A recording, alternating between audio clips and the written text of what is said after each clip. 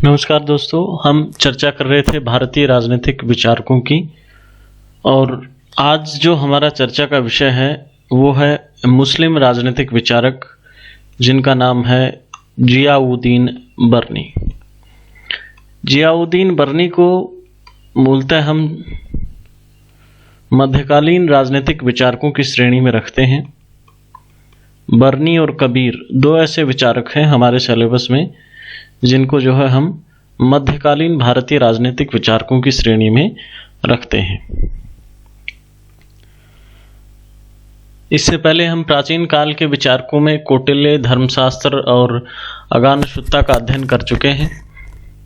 मध्यकालीन में कबीर और बर्नी आते हैं, उसके बाद फिर आधुनिक काल के विचारक हैं। तो कुछ प्राचीन काल के विचारकों का और आधुनिक काल के विचारकों का हम अध्ययन कर चुके हैं। आज हम चर्चा करते हैं जियाउद्दीन बर्नी की। यदि हम बर्नी की बात करें तो बर्नी किस दौर में था? जब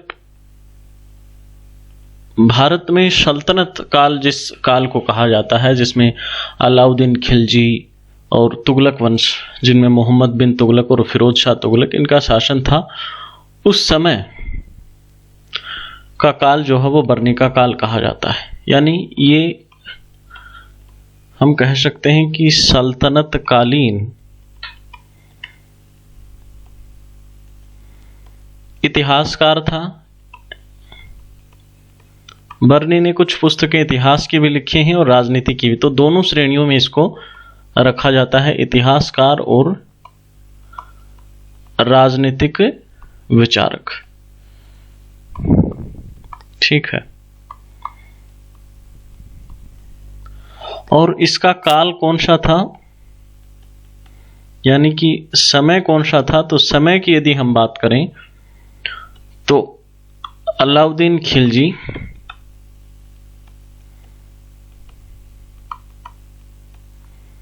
इसके साथ साथ मोहम्मद बिन तुगलक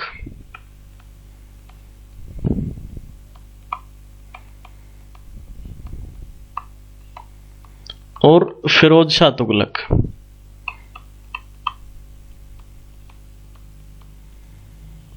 फिरोज शाह तुगलक, इनके शासनकाल में इसने अपने जो है राजनीतिक विचार दिए या अपने ग्रंथों की रचना की। और इसके समकालीन कुछ अन्य विद्वानों की या हस्तियों की यदि हम बात करें तो जब आप मध्यकालीन भारत का इतिहास पढ़ते हैं तो उसमें एक सल्तनत काल में एक प्रमुख नाम आता है अमीर खुसरो। अमीर खुसरो सल्तनत कालीन शासकों के दरबारी, इतिहासकार, कवि, बहुमुखी प्रतिभावान व्यक्ति थे। और अमीर खुसरो इनके मित्र थे, अमीर खुसरो के मित्र थे। साथ ही मुस्लिम संत थे शेख निजामुद्दीन औलिया।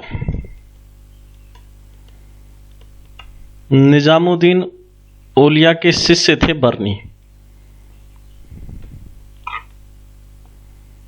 निजामुद्दीन औलिया, निजामुद्दीन औलिया के ये भक्त थे या शिष्य थे। ठीक है। और बर्नी का जो मुख्य जोर था वो किस पर था? बर्नी का मुख्य जोर था इस्लामिक राज्य पर। यानी इसके संपूर्ण विचार में हम जो है इस्लामिक राज्य की छवि देखते हैं और कहीं कहीं तो ये हिंदुओं के विनाश पर की भी बात करता है। यानी इसके चिंतन का जो झुकाव है वो मूलतः इस्लामिक चिंतन की ओर है। ठीक है। अब इसके अलावा यदि हम बात करते हैं बर्नी की प्रमुख रचनाओं की कि कहाँ, किन पुस्तकों में इसके जो विचार अभिव्यक्त हुए हैं,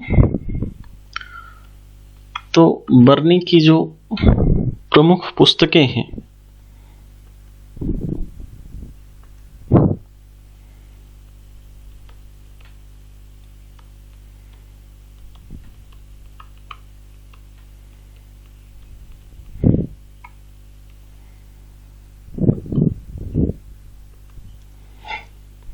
प्रमुख पुस्तकें कौन सी हैं? तो पहली महत्वपूर्ण पुस्तक इसकी है तारीख फिरोज शाही।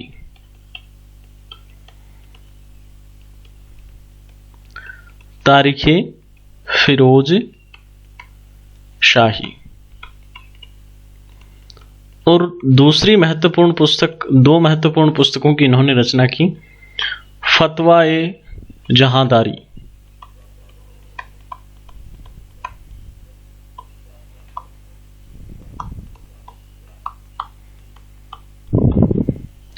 जैसा कि नाम से स्पष्ट है, ये तारीख फिरोज शाही यानी तारीखों का जिक्र है। इसमें तारीखों का यानी कि इतिहास का जिक्र है। तारीखें, तवारीखें घटनाओं को कहा जाता है। तो ये तारीख फिरोज शाही जो पुस्तक है, ये मूलतः इतिहास पर आधारित है। और इसमें जो है किन किन कहाँ से कहाँ तक का इतिहास है, तो बलबन से प्रारंभ होकर के और फिरोज शाह के आरंभिक 6 वर्ष का, फिरोज के शासन के प्रारंभिक 6 वर्षों तक का इतिहास तारीख फिरोज शाही में लिखा गया है। दूसरी फतवा है जहांदारी की यदि हम बात करें, तो इसमें भी नाम से स्पष्ट है कि कुछ कानून व्यवस्था से या राज व्यवस्था से संबंधित पुस्तक है। इसमें बर्नी के राजनीतिक सिद्धांत प्रतिपादित किए गए हैं। और सबसे महत्वपूर्ण पुस्तक एक राजनीति विज्ञान के विद्यार्थी के लिए यही पुस्तक है। इसी पुस्तक में मूलतः इसके विचार हैं। बाकी का तो हम फॉर द नेम सेक हम जिक्र कर रहे हैं। जो मूलतः राजनीतिक सिद्धांत है वो फतवाए जहांदारी में ही है।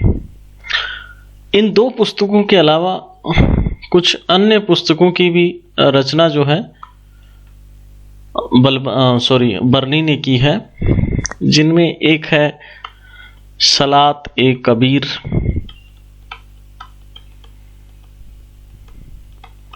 सलात ए कबीर, हसरतनामा, इस प्रकार 5-6 पुस्तकें हैं।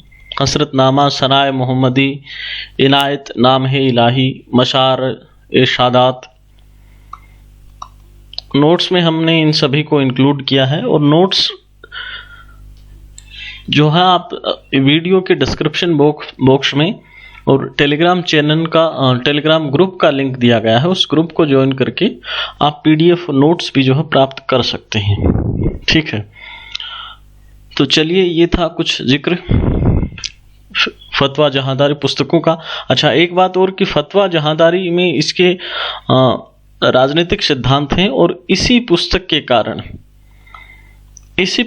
कारण जो है बर्नी को कहा जाता है मुस्लिम शासकों का कौटिल्य। यानी कौटिल्य की पुस्तक थी अर्थशास्त्र। अर्थशास्त्र में कौटिल्य ने शासन व्यवस्था की बात की है। और उसी प्रकार फतवाए जहांदारी में भी बर्नी जो है शासन व्यवस्था की बात करता है। तो फतवाए जहांदारी को अर्थशास्त्र के समतुल्य मान करके और बर्नी को भारत में मुस्लिम शासकों का कौटिल्य कहा गया है। उसे एक और उपनाम भी दिया गया है। उसे कहा गया है कि ये मुस्लिम साम्राज्य का प्रथम प्रवक्ता था। मुस्लिम साम्राज्य का प्रवक्ता था। ठीक है, जिस प्रकार एक पार्टी का प्रवक्ता होता है, स्पोक्स पर्सन होता है, उसी प्रकार ये भी बढ़ चढ़ करके जो है मुस्लिम साम्राज्य की बातें बताता है। तो मुस्लिम साम्राज्य का प्रवक्ता बर्नी था।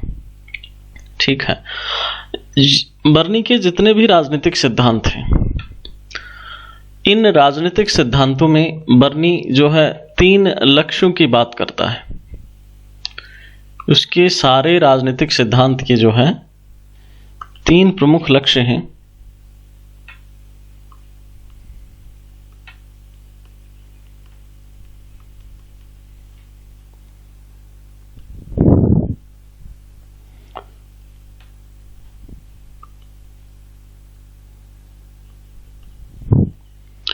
तीन लक्ष्य कौन कौन से हैं यदि इनको हम देखें, तो पहला इसका लक्ष्य है कि साम्राज्य को शक्तिशाली कैसे बनाया जाए, यानी सल्तनत को ज़्यादा से ज़्यादा शक्तिशाली बनाना बर्नी का मकसद है। फिर शक्ति के बाद उस शक्ति का जनहित में कैसे इस्तेमाल हो, यानी जो साम्राज्य की शक्ति है उससे जनहित को कैसे बढ़ावा मिले। क्योंकि बर्नी ये मानता था कि जनता की भलाई से ही साम्राज्य जो है अधिक समय तक टिका रह सकता है, इसलिए शासक के, सुल्तान के लिए या बादशाह के लिए ज़रूरी है कि वो जो है जनहित को प्राथमिकता दे। अब तीसरा लक्ष्य जो बर्नी के चिंतन का है वो ये है कि शासक को या सुल्तान को वैधता, लेजिटिमिटी और लोकप्रियता यानी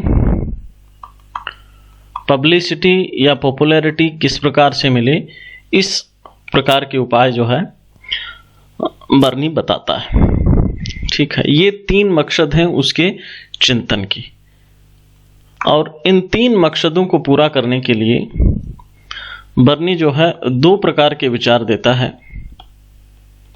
ठीक है, 2 प्रकार के विचार, यानी पहला विचार है उसका शासन के प्रति, ठीक है, और दूसरा विचार है उसका शासक के प्रति, यानी शासन कैसा हो, व्यवस्था कैसी हो, और शासक यानी आदर्श सुल्तान या आदर्श बादशाह है कैसा होना चाहिए, ये वो बात करता है। ठीक है, अब यदि हम शासन व्यवस्था की बात करते हैं तो शासन व्यवस्था के वो 4-5 आयाम बताता है। तो हम देखते हैं कि शासन व्यवस्था का विचार,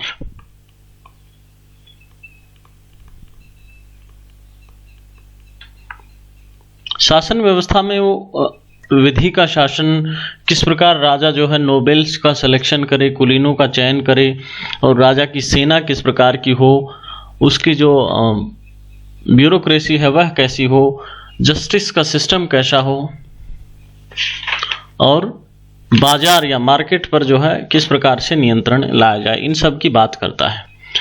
तो पहला हम फेज देखते हैं, पहला है कुलीनों का चयन, कि राजा किस प्रकार से कुलीनों का या नोबेल्स का चयन करेगा। पहली बात तो हम ये देखते हैं कि कुलीन थे कौन। तो कुलीन जो है राजा के असिस्टेंट थे। असिस्टेंट किस काम के लिए? तो शासन कार्य में, यानी शासन कार्य में राजा के जो सहायक थे उनको कुलीन कहा जाता था। सहायता किस प्रकार की करते थे ये? जैसे उदाहरण के तौर पर आप देखें कि जो सुल्तान को जो है भूमि से कर लेने का अधिकार होता था, और सुल्तान के इस अधिकार को कहा जाता था इक्ता। इस काम को पूरा करने के लिए राजा को ब्यूरोक्रेसी की आवश्यकता होती थी, अधिकारियों की आवश्यकता होती थी जो होते थे जमींदार। ठीक है, तो एक उदाहरण है कि किस प्रकार राजा को आवश्यकता होती थी। इस जमींदार को इक्तादार भी कहा जाता था। ठीक है, तो ये एक उदाहरण है कुलीनों का। अब कुलीनों में क्या क्या गुण होने चाहिए उनकी डिटेल से बात करता है बर्नी।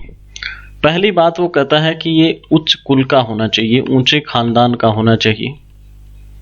ठीक है, और दूसरी बात सुल्तान के प्रति निष्ठावान होना चाहिए, यानी सुल्तान से गद्दारी ना करे।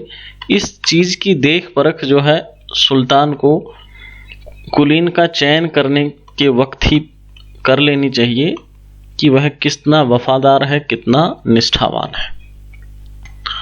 और उसकी डिसीजन मेकिंग एबिलिटी जो है, यानी निर्णय लेने में सक्षम होना चाहिए, निर्णय लेने में सक्षम होना चाहिए। और निर्णय लेने में जो आवश्यक तत्व होते हैं, निर्णय लेने में आवश्यक तत्व हैं धर्म का ज्ञान यानी ईश्वर का ज्ञान, इतिहास का ज्ञान यानी पुरानी चीजों से सीखने की आदत, और वर्तमान परिस्थिति या राज्य की स्थितियों का ज्ञान। इन तीनों चीजों का ज्ञान उसे हो, इनकी जानकारी हो, और उसके आधार पर वो कोई डिसीजन ले।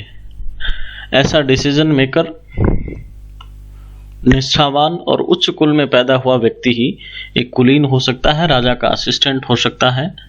ठीक है, अब यदि हम बात करें दूसरे आयाम की, तो कुलीनों के चयन के बाद रूल ऑफ लॉ या विधि के शासन का एक पक्ष आता है शासन व्यवस्था में, विधि का शासन।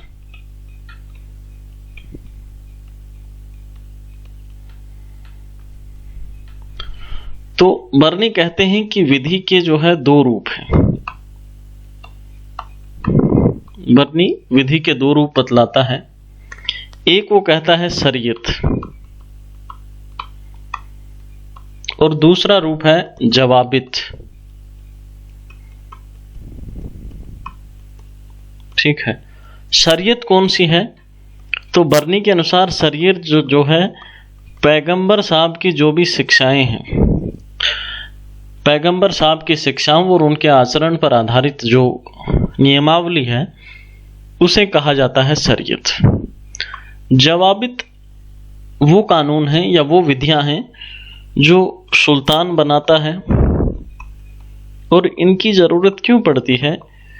क्योंकि ये जो है शरीयत में इनका उल्लेख नहीं होता इन परिस्थितियों का, और कुछ ऐसी परिस्थितियां जब सामने आ जाएं जिनका उल्लेख शरीयत में नहीं किया गया, उस स्थिति में सुल्तान कानून बना सकता है। उन कानूनों को जवाबित कानून कहा जाएगा।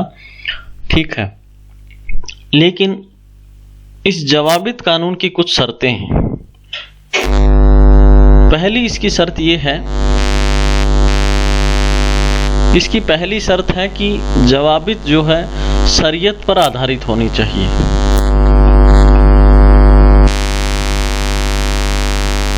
जवाबित शरीयत पर आधारित होनी चाहिए। दूसरी बात, इसके किसी भी पक्ष से शरीयत का विरोध नहीं होना चाहिए। किसी भी पार्ट के इम्प्लीमेंटेशन से, किसी भी पार्ट के जो है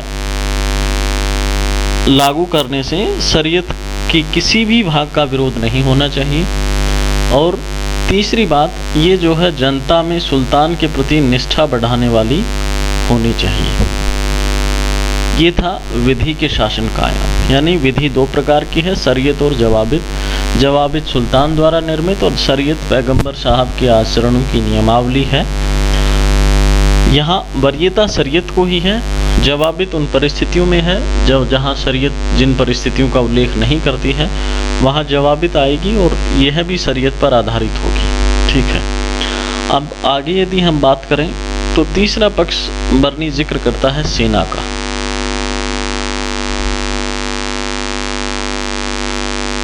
बर्नी सल्तनत के लिए जिस सेना की बात करता है वह जो है तुर्क मंगोल मॉडल है। तुर्की और मंगोलों के मॉडल पर आधारित सेना की वह बात करता है। और जिस प्रकार अर्थशास्त्र में चतुरंगिणी सेना का जिक्र किया गया था, वैसे ही बर्नी भी कहता है कि सेना के जो है 4 भाग होने चाहिए। अब भाग कौन कौन से होने चाहिए? पहला भाग है पैदल सैनिक।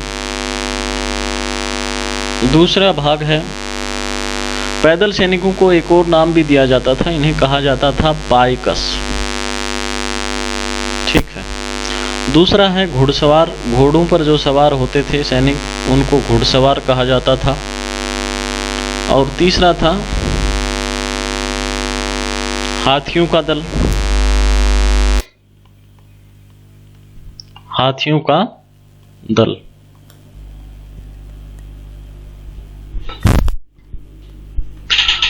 हाथियों के दल के बाद चौथी सेना जो है, अर्थशास्त्र में तो जिक्र आता है उसका रथ। यहां चौथी सेना जो है वो सहायक सेना है। सहायक सेना का मतलब ये हुआ कि इसमें जासूस आते हैं। जासूस सीधे लड़ाई नहीं लड़ते, लेकिन वो भी सैन्य रणनीति में अपनी भूमिका निभाते हैं। नाविक भी इसी में आते हैं। नाविक हथियार नहीं उठाते, लेकिन लड़ने में सहायक होते हैं। उसी प्रकार कह सकते हैं कि महावत, इसमें हाथी के महावत जो है वो भी सहायक सेना में ही आएगा। तो इस प्रकार सेना के 4 भागों की बर्नी बात करता है। तो ये था बर्नी का सेना का वर्गीकरण। अब हम आगे बात करते हैं चौथा उसका आयाम है शासन का, वह है नौकरशाही।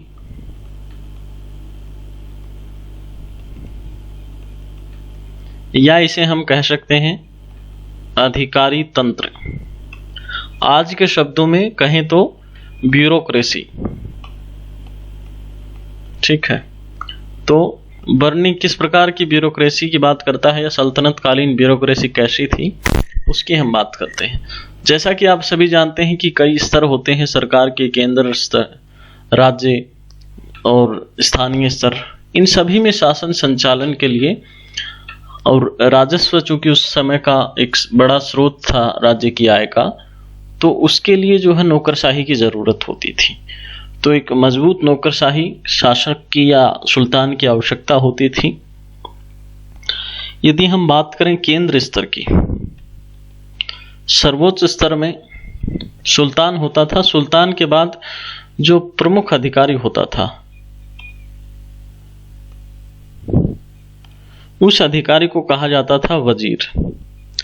वजीर वही काम करता था जो आज का प्रधानमंत्री करता है। आज के शब्दों में प्रधानमंत्री और उस सल्तनत कालीन वजीर दोनों एक ही थे। ठीक है, अब वजीर का मुख्य काम होता था राजस्व वसूलना। राजस्व की वसूली का पूरा जिम्मा वजीर पर होता था और इसके सहायता के लिए कुछ और अधिकारी होते थे जिनको नायब बोलते थे,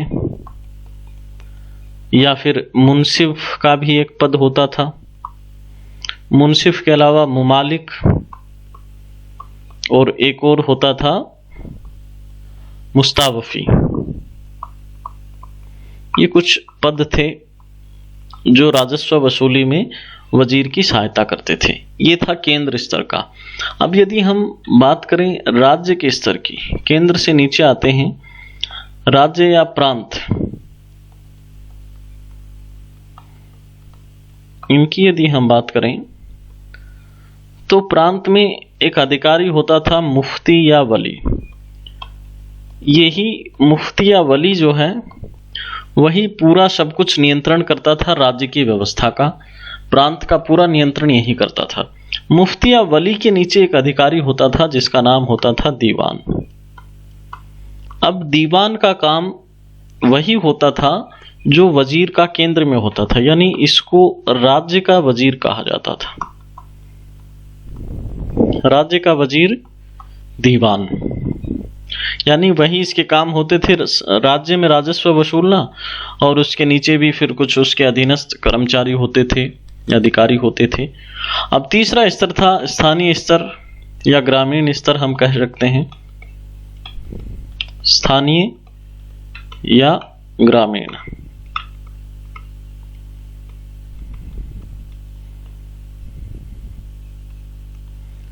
स्थानीय या ग्रामीण में सरकार और परगना जैसे कुछ अंग आते थे। जिस प्रकार केंद्र और राज्य थे वैसे ही सरकार या परगना जैसे कुछ अंग आते थे जो ब्यूरोक्रेसी के सेंटर थे, और इनमें जो प्रधान होता था उस प्रधान को बोला जाता था मुकदम। मुकदम कुछ कुछ वैसा ही था जैसा आज का ग्राम प्रधान या सरपंच होता है, वैसा ही कुछ पद मुकदम का होता था। और ये राजस्व वसूली में जो है ऊपर के अधिकारियों की सहायता करता था, यानी प्रांत की और ये प्रांत की सहायता करता था, प्रांत केंद्र की सहायता करता था, और अंत में सभी वजीर को रिपोर्ट करते थे। ये नौकरशाही तंत्र था जो वर्णित है बर्नी की पुस्तक। क्या नाम था? बर्नी की पुस्तक का नाम था फतवाए जहांदरी, और यही व्यवस्था मूलतः लागू थी सल्तनत काल के शासकों के समय में।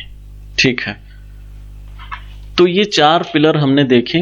अब इससे आगे यदि हम बात करें तो नौकरशाही के बाद 5वां जो सिस्टम आता है वो है न्याय प्रणाली। जस्टिस का जो सिस्टम था, कोर्ट कचहरी का जो प्रणाली थी वो क्या थी? तो जैसा कि अक्सर होता था, सबसे ऊंचा अधिकारी, सबसे ऊंचा न्यायाधीश तो सुल्तान स्वयं ही था। सुल्तान से नीचे एक न्यायाधीश होता था जिसको कहा जाता था काजी उल कुज्जत। काजी उल कुज्जत केंद्र में मुख्य न्यायाधीश होता था। ठीक है। यदि हम प्रांतीय स्तर की बात करें तो काजी से नीचे जो है सदर और मुल्क आता था। सदर उल मुल्क, सदर उल मुल्क का काम था कि प्रांतीय जो न्यायपालिका थी उसका अधीक्षण करना। प्रांतीय न्यायाधीश होता था ये। ठीक है। अब न्यायालय को भी, ये तो काजियों का या कहें कि न्यायाधीशों का वर्गीकरण था। न्यायालय को यदि हम देखें, न्यायालय, तो न्यायालय भी बर्नी कहता है कि दो प्रकार के न्यायालय थे। न्यायालय कौन कौन से थे? एक तो सिविल कोर्ट, सिविल या जिसे हम दीवानी न्यायालय कहते हैं, और दूसरा था आपराधिक। उस समय की शब्दावली में इसे फौजदारी कहा जाता था। आज भी शब्द का इस्तेमाल होता है। क्रिमिनल कोर्ट जो थे उनको फौजदारी या आपराधिक न्यायालय कहा जाता था। अब यहां काजी उल कुज्जत और सदर उल मुल्क के कामों में एक अंतर आता है। यदि हम बात करें काजी उल कुज्जत की, तो काजी उल कुज्जत जो है सहायता करता था सुल्तान की किन कामों में? तो ये सुल्तान की सहायता करता था आर्थिक कामों में, यानी जो आर्थिक विवाद होते थे और प्लस जो भी भौतिक रुपए पैसे संपत्ति के जो विवाद होते थे उनमें ये सहायता करता था।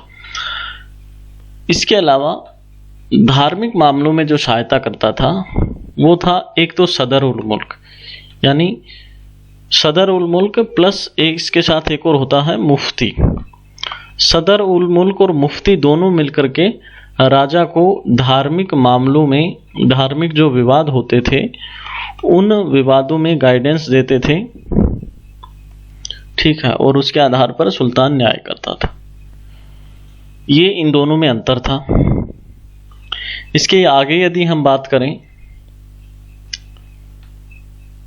तो न्याय प्रणाली का आधार क्या था? न्याय प्रणाली किस बेस पर आधारित थी? तो न्याय प्रणाली के आधार के रूप में शरीयत मुख्य स्रोत था। शरीयत के कानून होते थे। शरीयत के साथ साथ जो है जवाबित कानून भी लागू होते थे। शरीयत और जवाबित दोनों कानून इसमें लागू होते थे। और शरीयत के अलावा किस आधार पर? तो धर्म के आधार पर भी फैसले किए जाते थे, यानी धर्म के आधार पर भी भेदभाव किया जाता था। दूसरी बात जो है, बर्नी फतवे का भी समर्थन करता है। फतवे के उदाहरण आज भी हमें देखने को मिलते हैं। उस फतवे का समर्थन बर्नी ने उस समय भी किया था। ठीक है। तो ये बात हुई न्याय प्रणाली की। अब एक और पिलर यदि हम देखते हैं तो वो था अर्थव्यवस्था का या बाजार का। छठे पिलर की हम बात करते हैं शासन व्यवस्था के लिए, तो बाजार पर नियंत्रण।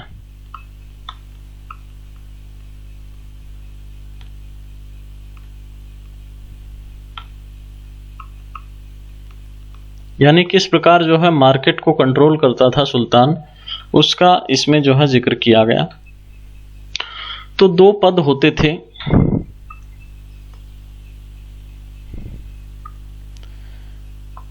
एक पद था दीवाने रियासत।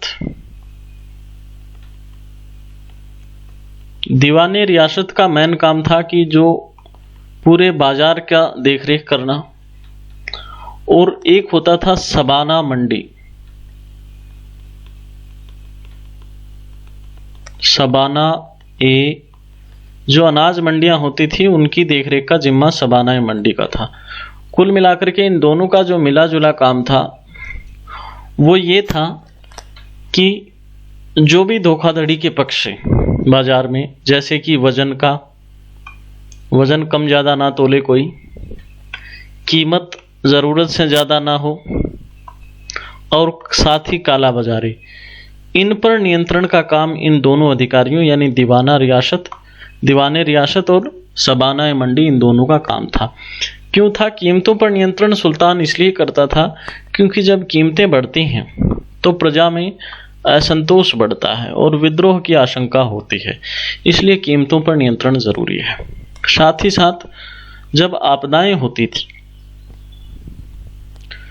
आपदा होती थी तो सुल्तान जो है कर में कुछ छूट भी कर देता था, जैसे अकाल हो गया, बाढ़ हो गई, इस प्रकार के मामलों में सुल्तान कर माफी करता था। ठीक है, तो ये कुछ पक्ष हुए शासन व्यवस्था के। अब यदि हम बात करें बरनी का अगला पक्ष है कि आदर्श शासक, आदर्श बादशाह है या आदर्श सुल्तान, वो कैसा होना चाहिए, इसके बारे में बरनी क्या कहता है। तो बरनी कहता है कि एक उदाहरण वो देता है कि सबसे जो अच्छा शासक था, सच्चा बादशाह था, वो था महमूद गजनवी। महमूद गजनवी को बरनी आदर्श या सच्चे बादशाह की संज्ञा देता है, और उसके आगे वो कहता है कि गजनवी के बाद जितने भी बादशाह हुए हैं वो सभी बादशाह हैं उसकी गजनवी की संतानें ही हैं, उससे अच्छा कोई भी नहीं है। यानी सबसे अच्छा सुल्तान या सबसे अच्छा बादशाह है गजनवी ही था। फिर बादशाह की व्याख्या करते हुए वो कहता है कि ईश्वर जो है, ईश्वर वास्तविक शासक है, और जो दुनियावी बादशाह हैं यानी जो सांसारिक बादशाह हैं वो उसके नीचे आते हैं, और ये सिर्फ खिलौने हैं ईश्वर के। ठीक है, वास्तविक शासक तो ईश्वर ही है। और बादशाही किस लिए कैसे मिलती है? तो बादशाही जो है खुदा की नियामत है, और बादशाही कब तक सुरक्षित है? जब तक कि बादशाह को जनता का विश्वास मिला हुआ है तभी तक बादशाही सुरक्षित रह सकती है। इसलिए बरनी कहता है कि बादशाह को चाहिए कि वह उसका जो निजी जीवन है यानी उसका जो व्यक्तिगत जीवन है, साथ ही साथ जो उसका राजनीतिक जीवन है, व्यक्तिगत जीवन यानी निजी जीवन और राजनीतिक जीवन यानी एक सुल्तान के रूप में जो जीवन है, इन दोनों पक्षों में उसका जो आचरण है वह नैतिक होना चाहिए, और नैतिक के साथ साथ उसका आचरण धार्मिक होना चाहिए। धार्मिक आचरण का मतलब उसका आचरण कुरान के आधार पर हो। ठीक है, और बादशाह का मूल काम वो बताता है कि सच्चा बादशाह वही है जो प्रजा का कल्याण करे या जनता का कल्याण करे। इससे आगे बरनी बादशाह के कुछ गुण बतलाते हुए कहता है कि बादशाह का सबसे अच्छा गुण है कि वह न्याय पसंद होना चाहिए, वह जो है इस्लाम का सम्मान करने वाला होना चाहिए, साथ ही उससे जो है दंड देने की समझ होनी चाहिए। अब दंड व्यवस्था में जो है बरनी हिंदू और मुसलमानों के बीच भेदभाव करता है। हिंदू मुसलमान में भेदभाव किस हिसाब से करता है? बरनी कहता है कि जब सुल्तान मृत्यु दंड देता है तो जब किसी मुसलमान को मृत्यु दंड देता है तो राजा को सोच समझ करके और अवसर के अनुसार, समय के अनुसार स्थिति को समझकर ही मृत्युदंड देना चाहिए। लेकिन जब सुल्तान किसी हिंदू को या काफिर को मृत्युदंड देता है, काफिर शब्द का इस्तेमाल बरनी करता है, वो कहता है कि किसी हिंदू को मृत्युदंड देते समय राजा को बिल्कुल भी नहीं सोचना चाहिए और निसंकोच उसको जो है मृत्युदंड दे देना चाहिए। तो ये भेदभाव उसका है। बाकी कानूनों में भी वह भेदभाव की बात करता है। आगे राजा के गुण के बताते हुए वो कहता है कि कुलीनों को कुलीनता के अनुसार व्यवहार करने वाला राजा होना चाहिए। ठीक है। फिर वो जो है सेना में एकता बनाए रखें, क्योंकि सेना जो है साम्राज्य का आधार होती है। सेना एक है तो साम्राज्य एक रह सकता है, सेना खंड खंड हुई तो साम्राज्य भी खंड खंड हो जाएगा। सेना में एकता के अलावा बाजार पर भी नियंत्रण होना चाहिए। बाजार एक ऐसी चीज है जो व्यक्ति के रोजमर्रा के जीवन को प्रभावित करती है, और यदि बाजार नियंत्रण में नहीं है तो जनता में असंतोष भड़क सकता है, इसलिए बाजार पर नियंत्रण जरूरी है। साथ ही राजकोष पर भी नियंत्रण जरूरी है, बेवजह फिजूल खर्ची नहीं हो और विभिन्न प्रकार के कर लगा करके जो है राजकोष की मजबूत स्थिति सुल्तान बनाए रखे, ऐसा उसे होना चाहिए। साथ ही साथ कुरान पर जो है राजा का दृढ़ विश्वास होना चाहिए। कुरान पर दृढ़ विश्वासी राजा को होना चाहिए। ठीक है। इसके अलावा तो ये मोटे मोटे गुण थे राजा के। हमने दोनों पक्ष देखे, शासन के बारे में और शासक के बारे में। अब यदि हम एक सार रूप में कहें या निष्कर्ष निकालें तो हम कह सकते हैं कि बरनी जो है, जैसे उसके विचार हैं, उससे लगता है कि बहुत कट्टर और सुन्नी मुसलमान था। सुन्नी मुसलमान था और विचारों से उसकी कट्टरता झलकती है, इसलिए वह कट्टर सुन्नी मुसलमान था। और बरनी एक निष्पक्ष इतिहासकार नहीं है, कहीं न कहीं मुस्लिमों के पक्ष में उसका जो है झुकाव है। निष्पक्ष इतिहासकार या राजनीतिक, मूलतः वो इतिहासकार ही था। ज्यादातर पुस्तकें उसके इतिहास पर ही हैं, और जो फतवा जहांदारी है वह राजनीतिक व्यवस्था पर है। तो उसके बारे में कह सकते हैं कि वह निष्पक्ष इतिहासकार नहीं है। और इसने क्या किया कि इतिहास को कोशिश की कि एक धर्म की शाखा के रूप में, यानी सल्तनत कालीन इतिहास को उसने ये बताने की कोशिश की कि वो मुस्लिमों का ही इतिहास था, मुस्लिमों धर्म की ही शाखा का इतिहास था वो, ऐसा वो कोशिश करता है। साथ ही हिंदुओं के प्रति उसका जो हिंदुओं को समाप्त करने का जो रवैया है वह भी आलोचनाओं का बिंदु बनता है। उसकी मंशा थी कि हिंदुओं को समाप्त कर दे। ठीक है। तो निष्कर्ष रूप में हम कह सकते हैं कि बरनी जो है निष्पक्ष इतिहासकार, राजनीतिक विचारक नहीं था, और उसके विचारों से एक धर्म विशेष की जो है मुस्लिम धर्म की पक्षपातपूर्ण रवैया उसके विचारों से झलकता है। तो ये थे बरनी के विचार। अगले विचारक के साथ हम अपने अगले वीडियो में मिलेंगे। तब तक के लिए बहुत बहुत धन्यवाद।